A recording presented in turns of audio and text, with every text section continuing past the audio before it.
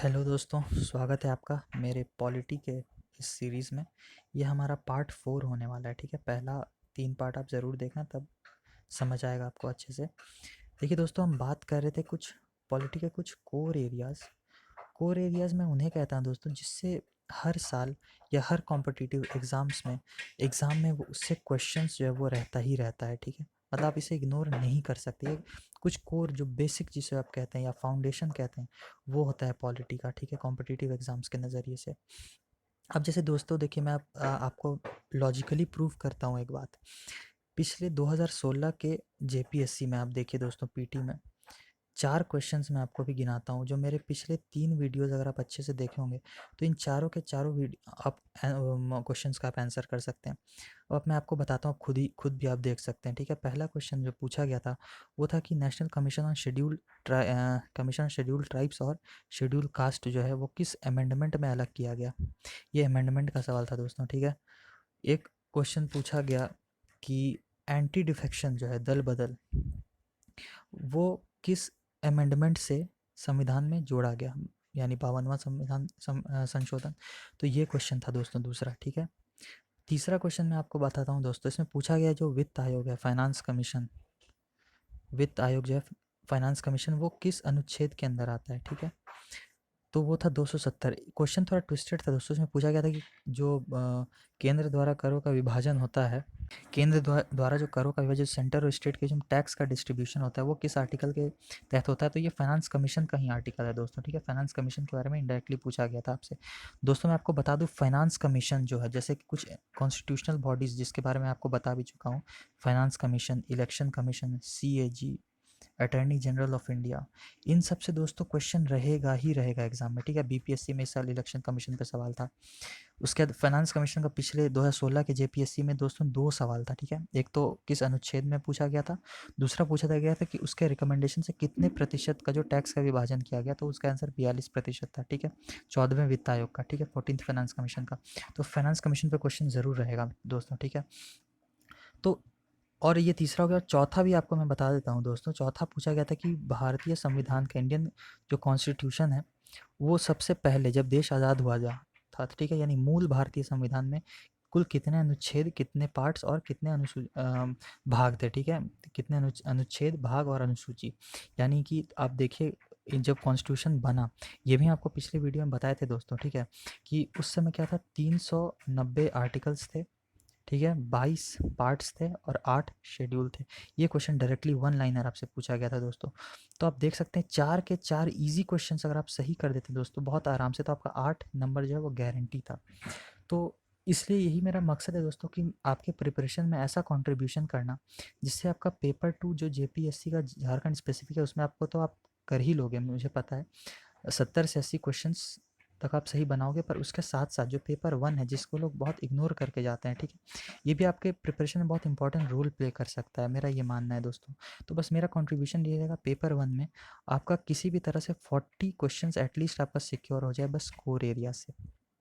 ठीक है, या वो पॉलिटी का हो, या इकोनॉमी का हो, या इन्वायरमेंट का हो, ठीक है, या ज्योग्राफी का हो, मैं आपको बता दूंगा। ठीक है, तो आज हम दोस्तों कुछ 20 इम्पॉर्टेंट आप कह सकते हैं, या मोस्ट पोटेंशियल कह सकते हैं, इससे सवाल आप कह सकते हैं, इग्नोर आप इसे नहीं कर सकते हैं दोस्तों, क्योंकि हर कॉम्पिटिटिव एग्जाम्स में इन 20 जो टॉपिक्स मैं आपको बता रहा हूँ, देखिए क्वेश्चन भले कुछ हो सकता है, पर वो जो एरिया है ना, वो बहुत इंपॉर्टेंट हो जाएगा। क्वेश्चन मान लीजिए आज दे दिया है कुछ और, कल उसे चेंज करके कुछ और दे देगा, पर जो एरिया है ना वो रिपीट होगा। इसका आप, ये मैं आपको गारंटी देता हूँ। ठीक है, आइए हम अब क्वेश्चन की तरफ बढ़ते हैं दोस्तों। ये है पहला क्वेश्चन जो है, वो पूछा है कि भारतीय संविधान में, इंडियन कॉन्स्टिट्यूशन में कुल कितने शेड्यूल्स हैं। ठीक है, शेड्यूल के बारे में, आर्टिकल्स, शेड्यूल और पार्ट्स बहुत इंपॉर्टेंट, आप पढ़ के जाइएगा। शेड्यूल कितने हैं, तो वो हो जाएगा 12 शेड्यूल है। ठीक है, नेक्स्ट क्वेश्चन देखिए कि हमारा संविधान कब अडॉप्ट किया गया, when was constitution of India adopted, कब लागू किया गया, वो था 26 जनवरी 1950, याद रखिएगा। ठीक है, उसके बाद दोस्तों ये पूछा है कि कौन सा शेड्यूल ट्राइबल एरिया से डील करता है दोस्तों, बहुत इंपॉर्टेंट। ट्राइब्स के बारे में आपसे कुछ भी पूछ सकता है, national commission on scheduled tribes पूछ सकता है, मिनिस्ट्री ऑफ ट्राइबल अफेयर्स के मंत्री कौन है ये पूछ सकता है, कौन सा शेड्यूल में ये पूछ सकते हैं दोस्तों। इसका शेड्यूल अगर पूछते तो हो जाएगा 5th शेड्यूल, ठीक है। आपको मैं बता चुका हूँ दोस्तों कि आपको 5th और 6th शेड्यूल बहुत इंपॉर्टेंट है, पढ़ के जाना है, क्योंकि ये ट्राइबल एरिया से जुड़ा हुआ है, ठीक है। उसके बाद दोस्तों आ जाते हैं हम हमारे अगले क्वेश्चन में कि यूनियन लिस्ट, स्टेट लिस्ट और कॉन्करेंट लिस्ट, जो शक्ति का विभाजन जो किया गया है दोस्तों, इसे हम फेडरलिज्म कहते हैं। मैं आपको बताऊंगा, मेंस के लिए भी बताऊंगा, बहुत इंपॉर्टेंट है। फेडरलिज्म जो कहते हैं वो यूनियन लिस्ट, स्टेट लिस्ट और कॉन्करेंट लिस्ट में शक्ति का विभाजन किया गया, वो किस इसमें किया गया, किस शेड्यूल में किया गया, ठीक है। आंसर हो जाएगा 7th शेड्यूल, बहुत इंपॉर्टेंट क्वेश्चन, ठीक है। नेक्स्ट क्वेश्चन दोस्तों हम आते हैं कि हमारे भारतीय संविधान में कुल कितने आर्टिकल्स हैं आज के समय। हो जाएगा 470, ठीक है। जब आज़ाद हुआ तो कितने थे, 390। आज कितने हैं, 470, दोनों आपको याद रखना है, ठीक है। उसके बाद जो हमारा कॉन्स्टिट्यूशन का ड्राफ्टिंग कमेटी था, उसके चेयरमैन कौन थे, अध्यक्ष कौन थे हमारे संविधान के ड्राफ्टिंग कमेटी के, जब संविधान बन रहा था। आंसर हो जाएगा BR अम्बेडकर, याद रखिएगा, बहुत इंपॉर्टेंट है। उसके बाद दोस्तों नेक्स्ट क्वेश्चन आता है कि हमारे इंडियन कॉन्स्टिट्यूशन में कुल कितने पार्ट्स हैं। मैंने आपको एक्ट्स, आर्टिकल्स पूछा, शेड्यूल पूछा, पार्ट्स ये तीनों आपको देख के जाना है। कितने पार्ट्स हैं, तो 25 पार्ट है। जब आज़ाद हुआ था देश तब कितना था, 22, याद रखिएगा, ठीक है। उसके बाद दोस्तों अब कुछ आर्टिकल्स के मैं आपको बताता हूँ, क्वेश्चन डील कर लेता हूँ। ये आर्टिकल्स दोस्तों इतना इंपॉर्टेंट है, बस आप इन जो अभी जो 3 4 5 आर्टिकल मैं बताऊंगा बस उसको पढ़ के जाइए। एक क्वेश्चन गारंटी आपको अगर आना है तो इसी से आएगा, ठीक है। आपको मैं कह सकता हूँ पिछले आप प्रीवियस ईयर में आपको बताऊंगा कैसे आया। देखिए पहला क्वेश्चन जो है, कौन सा आर्टिकल प्रेसिडेंट से डील करता है, कौन सा मतलब आर्टिकल ये कहता है कि भारत के एक राष्ट्रपति होने चाहिए। बहुत बेसिक क्वेश्चन है दोस्तों, ये इसका हो जाएगा 52 ठीक है। नेक्स्ट आपसे पूछा है कि किस आर्टिकल में इलेक्शन कमीशन के बारे में बताया गया है, यानी चुनाव आयोग। कौन सा आर्टिकल है दोस्तों, 324, बहुत इंपॉर्टेंट है। किस आर्टिकल में दोस्तों CAG के बारे में दिया गया है, कंट्रोलर एंड ऑडिटर जनरल, ठीक है। इसका हो जाएगा 148, ठीक है। नेक्स्ट क्वेश्चन देखिए, किस आर्टिकल में अटॉर्नी जनरल ऑफ इंडिया के बारे में दिया गया है, उसका आंसर हो जाएगा 76, ठीक है। उसके बाद देखिए दोस्तों ये क्वेश्चन रिपीट है, ये पिछले बार आ चुका है कि फाइनेंस कमीशन वित्त आयोग किस आर्टिकल में है, ठीक है। उसका आंसर हो जाएगा 270, ठीक है।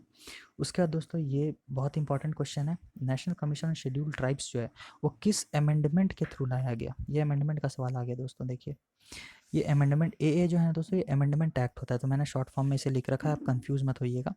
तो किस अमेंडमेंट के through national commission on scheduled tribes डाला गया, ठीक है। तो आंसर हो जाएगा 65th में 2 बॉडी डाला गया, national commission on scheduled tribes और national commission on schedule caste, आपको याद रखना है, ठीक है।